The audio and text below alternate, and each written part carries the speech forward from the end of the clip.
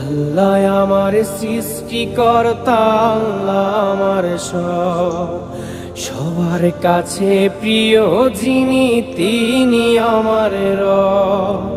দুনিয়া করব সবাই আল্লাহর ইবাদত, দুনিয়া করব সবাই আল্লাহর ইবাদত।